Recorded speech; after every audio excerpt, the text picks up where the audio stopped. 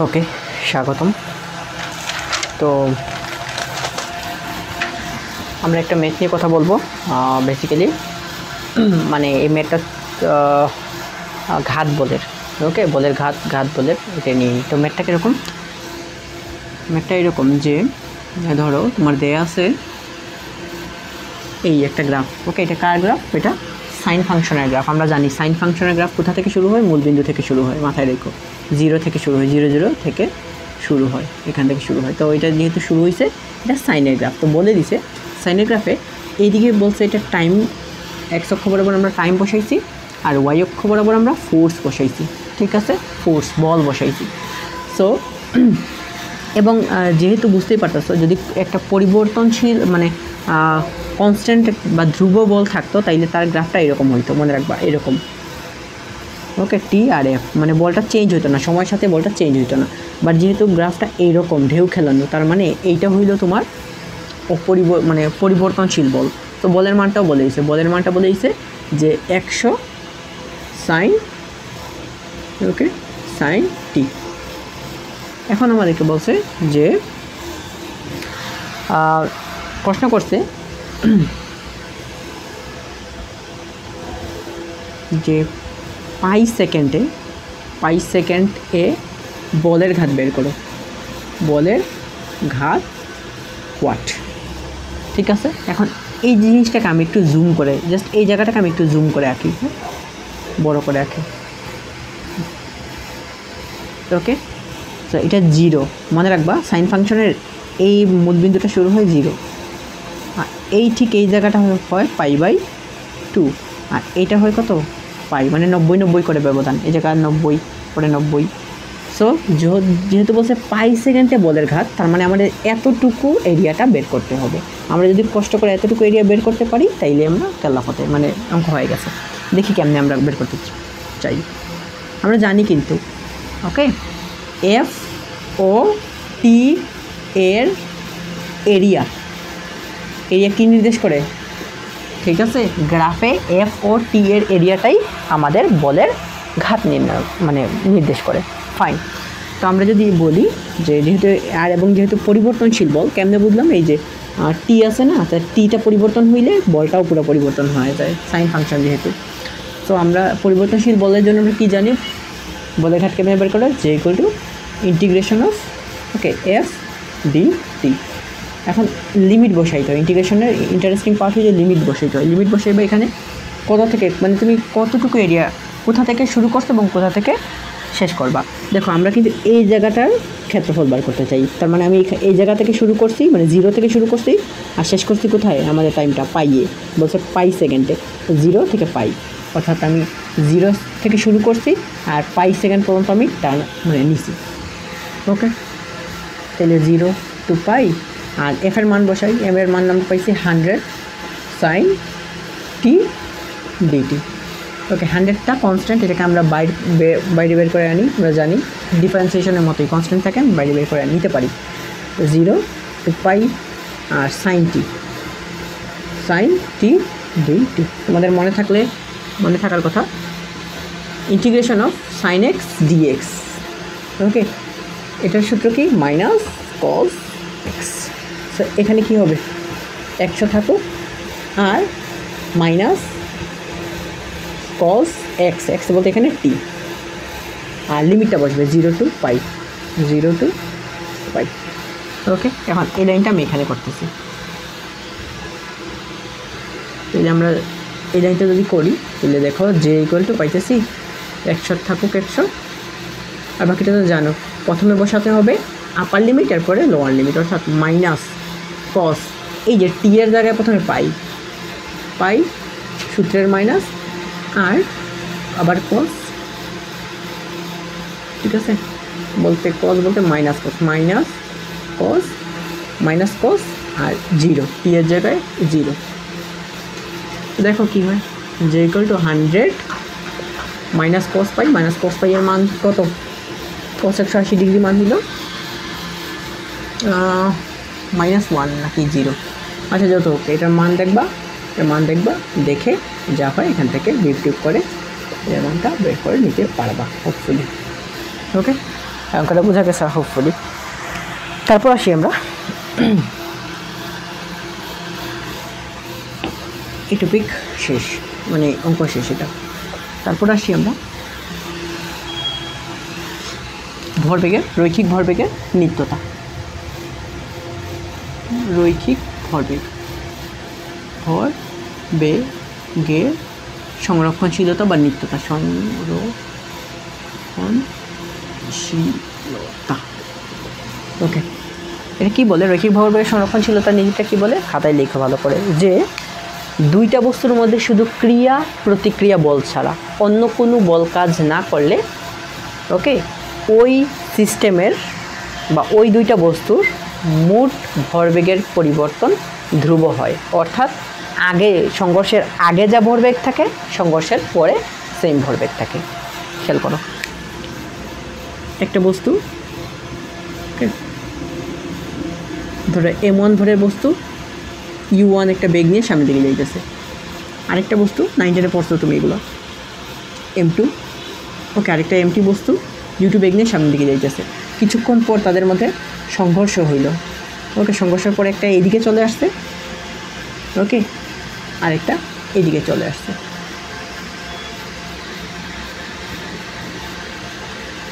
বা বলতে পারো তুমি এদের সংঘর্ষ তো হয়েছে, দেন সংঘর্ষের পরে ঘটনাটা কী হয়েছে? সংঘর্ষের পরে ঘটনা ধরো সংঘর্ষের পরে এইদিকে চলা শুরু করতে নতুন একটা বেগ নিয়ে, আর এরপরে m2টাও ওই দিকেই যাওয়া শুরু করছে। নট নেসেসারি এই দিকে যাইব। দেখো দুইটা মার্বেল বাড়ি খাইয়া দুই দিকেও যাইতে পারতো, একটা এইদিকে যাইতে পারতো, একটা ওই দিকেই, কোনো সমস্যা নেই। এখন মানে দুইটা মার্বেল বাড়ি খাইয়া একদিকেও যাইতে পারতো, এই পসিবিলিটিটাও আছে। সো আমরা এই পসিবিলিটিটাই ধরলাম, ওকে, এইদিকে যাইতেছে। তো তুমি মানে ভরবেগের সংরক্ষণশীলতার নীতি কী বলে? মানে সংঘর্ষের আগের ভরবেগ যা, সংঘর্ষের পরের ভরবেগ সেম থাকবে। এখন সংঘর্ষের আগের ভরবেগ দেখি। সংঘর্ষের আগে তার ভরবেগ কত? m1 u1 আমরা জানি, ভর ইন্টু বেগ প্লাস সংরক্ষণশীলতার নীতি বলে মানে সংঘর্ষের আগে মোট ভরবেগ এবং সংঘর্ষের পরে মোট ভরবেগ, ওকে, কনস্ট্যান্ট থাকবে বা সেম থাকবে। ওকে, m1 u1 এটা সংঘর্ষের আগে এটা ছিল m2 u2, আর সংঘর্ষের পরে এটার ভর m1 কিন্তু বেগ হয়ে গেছে v1 প্লাস ওইটা m2 v2। এইটাই আসলে আমাদের রৈখিক ভরবেগের সংরক্ষণশীলতার নীতি। ওকে, এখন আমরা এটা একটু প্রুভ করব, প্রমাণ কেমনে এই সূত্রটা আইছে। আমরা নিউটনের থার্ড ল থেকে কি জানি? থার্ড ল থেকে আমরা জানি না যে F1 = -F2। F1-এর বদলে আমরা কী বসাইতে পারি? আমরা জানি, কিন্তু F1-এর বদলে আমরা এই জিনিসটা লিখতে পারি m ইন্টু, ওকে, ধরো m1 × a1 = m2 × a2। So m1 যদি লিখি, আমরা লিখি এর জন্য লিখতে পারি v1 - e1/t। সময়ের ক্ষেত্রে সংঘর্ষের এই টিটা সেম থাকবে, অর্থাৎ সংঘর্ষ একই সময় হবে। সংঘর্ষ হওয়ার মেইন শর্তই হইল কি? সময় একই থাকতে হবে। এখন যদি দেখা গেল যে একটা আইলো 10টা 29-এ, আরেকটা আইলো 10টা ধরো 45-এ, তাইলে কি এদের মধ্যে সংঘর্ষ হইব? জীবনেও না। এ আইসে 10টা 29-এ, এ হয়তো হইব 10টা 29-এ, তাইলে সংঘর্ষ হইব। সো এই জন্য দুইটার ক্ষেত্রে টাইমটা সেম থাকবো। m2 × ওকে t আর v2 - u2। সো বুঝতে পারছো টি কাটা, তাহলে এখান থেকে m1 v1 - m2 m1 u1, ওইদিকে m2 v2 - m2 u2। সাজিয়ে দেখলে m1 u1 plus m2 u2 = m1 v1 যোগ m2 v2। আচ্ছা, এটা হলো রৈখিক ভরবেগের সংরক্ষণশীলতার সূত্র। এখন এগুলো কিন্তু ভেক্টর রাশি, বেগগুলো মাথায় রাখবো, এদের উপরে সাইনগুলো দিতে হবে। এবং এইটা কত ডাইমেনশনাল মানে এক রৈখিক না, সরল একটা পথে চলতেছে, একই সরল রেখায় চলতেছে। তার মানে এটাকে আমরা বুঝবো 1D মানে হইলো 1 ডাইমেনশনাল, মানে শুধুমাত্র একটাই এক অক্ষের দিকেই চলতেছে, এই জন্য ওকে 1 ডাইমেনশনাল কলিজন বা সংঘর্ষ, একমাত্রিক সংঘর্ষ এটাকে বলে। বোঝা গেছে এটা? ওকে, দেন আমরা দেখলাম রৈখিক ভরবেগের সংরক্ষণশীলতা। এটাকে অন্যভাবেও দেখানো যায়, আমি একটু অন্যভাবেও দেখাইতেছি। আমরা জানি যে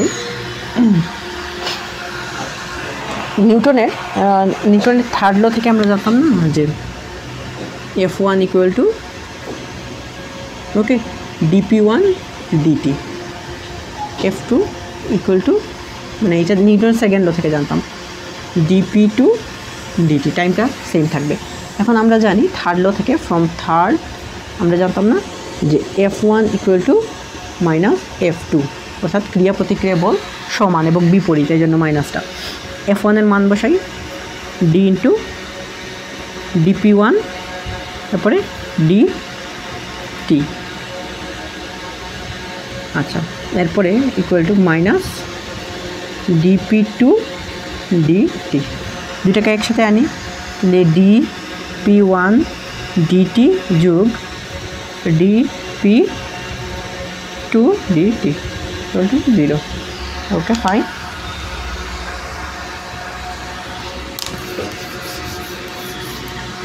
এখন যদি এটা কাজ করে এখান থেকে পরের লাইনটা দেখো, যদি ডিডিটি কমন নেই, ডিডিটি যদি কমন নেই তাহলে তুমি বলতেছো না p1 plus p2 equal to 0। ওকে, ডিটিটাকে ওইদিকে নিয়ে নেই, তাইলে ওকে এইটাকে যদি তুমি ওইদিকে নিয়ে নাও তাইলে তুমি দেখবা যে p1 যোগ p2 ইকুয়াল টু কনস্ট্যান্ট থাকতেছে। 0 মনে হইতে পারে, বাট এটা কনস্ট্যান্ট থাকতেছে। ঠিক আছে, আমরা এটাকে বলি কনস্ট্যান্ট থাকতেছে, 0 তো একটা কনস্ট্যান্ট। ঠিক আছে, অর্থাৎ সংঘর্ষের, এটা হলো সংঘর্ষের আগের ভরবেগ, এটা হলো সংঘর্ষের পরের ভরবেগ, দুইটা সবসময় কনস্ট্যান্ট থাকতেছে অথবা ধ্রুবক থাকতেছে, চেঞ্জ হয় না। ঠিক আছে, বোঝা গেল? ওকে, এটা অন্য একটা ওয়েতে দেখাইলাম। এখন আমরা যখনই রৈখিক ভরবেগের সংরক্ষণশীলতার নীতি পড়ব, তখন সাইমালটেনিয়াসলি এটার সাথে সাথে আরেকটা জিনিস আসবে, ওইটা হইলো তোমার কি বলো, সংঘর্ষ, বা ইংলিশে বলে কলিজন, COLLSION, কলিজন। কলিজন মানে এখন সংঘর্ষ কত হইতে পারে? একমাত্রিক হইতে পারে, দ্বিমাত্রিক হইতে পারে, মানে 1 ডাইমেনশনাল হইতে পারে, 2 ডাইমেনশনাল হইতে পারে। সংঘর্ষ কী জিনিস? ঠিক আছে, দুইটা বস্তু যখন খুব অল্প সময়ের জন্য ওকে একে অপরের উপর হিউজ মানের, অনেক বড় মানের বল প্রয়োগ করে, তখন তাকে আমরা বলি সংঘর্ষ। ওকে, লিখে নিও। ওকে, দুইটা বস্তু যদি খুব অল্প সময়ের জন্য খুব বড় মানের বল একে অপরের উপর প্রয়োগ করে, তখন ওই ঘটনাটাকে আমরা বলি সংঘর্ষ। আচ্ছা, তো সংঘর্ষ কত প্রকার হইতে পারে? সংঘর্ষ মাথায় রাখবা 2 প্রকার হইতে পারে। ইলাস্টিক বা স্থিতিস্থাপক, বাংলায় বলে স্থিতিস্থাপক। একটা হলো স্থিতিস্থাপক আর একটা হলো ইনইলাস্টিক বা স্থিতিস্থাপক, দুই ধরনের সংঘর্ষ। মানে স্থিতিস্থাপক বা অস্থিতিস্থাপক সংঘর্ষ কি মনে রাখবা, যে ধরনের সংঘর্ষ হোক, সংঘর্ষই হোক, একটা জিনিস সবসময় কি থাকবে?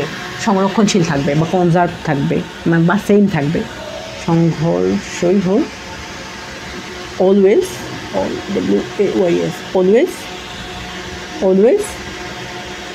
ভরবেগ সংরক্ষণ থাকবে। সংরক্ষণ মানে হইল আগে যা পরে তা।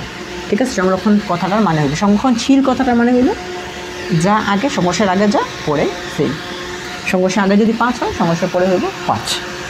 যে ধরনের সংঘর্ষই হোক, অলওয়েজ ভরবেগ সংরক্ষণ থাকবে, মাথায় রাখবো। কিন্তু ইকে মানে কি? গতিশক্তি সংরক্ষণ থাকতে পারে বা নাও থাকতে পারে। ইকে নাও থাকতে পারে। ঠিক আছে, এখন আমরা আসি ইলাস্টিক সংঘর্ষ কাকে বলে।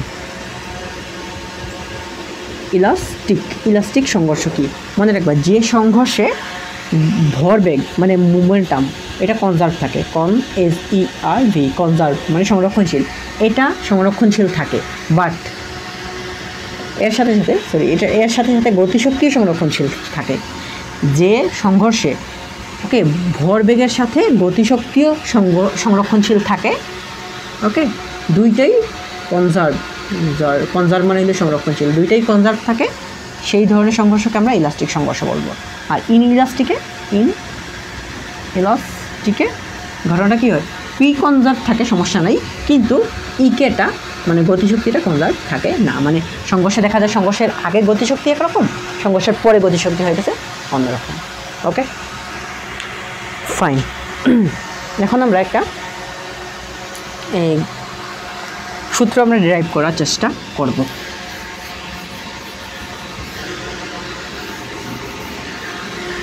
একটা সূত্র আমরা দেখব, এটা হইলো তোমার মানে তুমি সংরক্ষণশীল যখন একটা মানে নাম কি সংরক্ষণশীল ইলাস্টিক অর্থাৎ স্থিতিস্থাপক যখন সংঘর্ষ হইব তখন কীরকম একটা সূত্র হইব, আর অস্থিতিস্থাপক সূত্র হইব, অস্থিতিস্থাপক সংঘর্ষ হইব তখন ওকে কেমন হইব। মনে রাখবো একটা টেকনিক কইয়া দিই। যখন দুইটা বস্তুর মধ্যে সংঘর্ষ হইল, ওকে বাড়ি খাইলো দুইটা বস্তু চলতে চলতে বাড়ি খেয়ে একটা বস্তু এই দিকে গেল, একটা বস্তু এই দিকে, ধরো আলাদা হওয়া চলা, মানে এই জায়গায় এক সংঘর্ষের সময়, এটা হলো ঠিক সংঘর্ষের সময়, কলিজন টাইম বা ঠিক সংঘর্ষ হয়েছে ওই সময়। এরপরে যদি দেখো যে সংঘর্ষের ঠিক পরে হে একদিকে মানে দুই দিকে যাইতেই হবে এরকম না, মেইন কথা হলো আলাদাভাবে চলতেছে কিনা। যদি আলাদাভাবে চলে সংঘর্ষের পর যদি দুইটা বস্তু আলাদা চলে তাহলে সেই ধরনের সংঘর্ষকে বলবো তুমি ইলাস্টিক বা স্থিতিস্থাপক সংঘর্ষ। আর যদি একসাথে চলে, ধরো একটা গাড়ি, ঠিক আছে,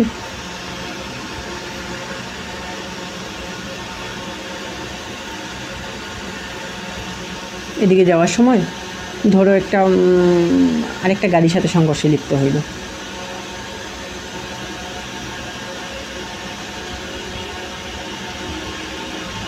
সংঘর্ষে লিপ্ত হইয়া দুইজনেই এই দিকে চলা শুরু করলো, একসাথে চলা শুরু করলো, ওকে একসাথে চলা শুরু করলো, গেথে গেল, একসাথে গেথে যায়, একসাথে চলা শুরু করলো, গেথে গিয়ে একসাথে চলা শুরু করলো। যদি এরকম হয় সংঘর্ষের ফলে দুইটা বস্তু একসাথে গেথে যায়, একসাথে চলা শুরু করে, তাহলে সেই সংঘর্ষকে আমরা বলবো ইনইলাস্টিক সংঘর্ষ, ইনইলাস্টিক কলিজন। ওকে বোঝা গেল? এটা টেকনিক একটু মাথায় রাখবা। তো আমরা দেখলাম আমরা ইলাস্টিক সংঘর্ষে বা স্থিতিস্থাপক সংঘর্ষে কি হয়। স্থিতিস্থাপক সংঘর্ষ এইটাও মানে M1 U1 plus M2 U2 M1 V1 যোগ M2 V2, মানে এটা হলো ভরবেগের সংরক্ষণশীলতা নীতি, এটা মানে সাথে সাথে এইটাও মানে হাফ M1 U1 স্কোয়ার অর্থাৎ হাফ M2 U2 স্কোয়ার, অর্থাৎ সংঘর্ষের আগে গতিশক্তি প্রথম বস্তুর গতিশক্তি, দ্বিতীয় বস্তুর গতিশক্তি, ঠিক আছে। আর half M1 V1 square half M2 V2 square, এই দুইটা শর্ত মানে ইলাস্টিক বা স্থিতিস্থাপক সংঘর্ষ। কিন্তু আর অস্থিতিস্থাপক সংঘর্ষ ইলাস্টিক সংঘর্ষের ক্ষেত্রে কী হয় বা অস্থিতিস্থাপক সংঘর্ষের ক্ষেত্রে কী হয়, এইটা মানে যদিও M1 U1 plus M2 U2 equal to M1 V1 যোগ M2 V2, এটা মানতেছে ঠিক আছে, বাট মানে না কোনটা, মানে না তোমার এইটা। তখন মানে সংঘর্ষের আগে ঠিকই থাকে হাফ M1 U1 স্কোয়ার গতিশক্তিটা, হাফ M2 U2 স্কোয়ার, কিন্তু দেখা যায় যে সংঘর্ষের পরে হয়ে যায় কি এদের মধ্যে একটা, দেখো যেহেতু একই সাথে চলে তার মানে তারা ডিফারেন্ট কোনো বেগে চলে না, এরকম হে V1 বেগে চলতেছে, হে V2 বেগে চলতেছে, এরকম ডিফারেন্ট কোনো বেগ থাকে না, একটা কমন বেগে চলে বা একটা মিলিত বেগে চলে। এই যে মিলিত বেগে চলে বলে আমরা এটাকে হাফ M1, তাদের ভরটা ঠিকই থাকে যুগের, বাট এদের কমন বেগ নিয়ে চলে। সো এইটা হইলো তোমার মাথায় রাখবো অস্থিতিস্থাপক সংঘর্ষের জন্য সূত্র, এটা হলো স্থিতিস্থাপক সংঘর্ষের জন্য সূত্র। স্থিতিস্থাপক সংকোচনের জন্য আরও সূত্র আছে কিছু পরিমাণ, এটা আমরা নেক্সট ভিডিওতে দিয়ে দিই ইনশাআল্লাহ। ওকে।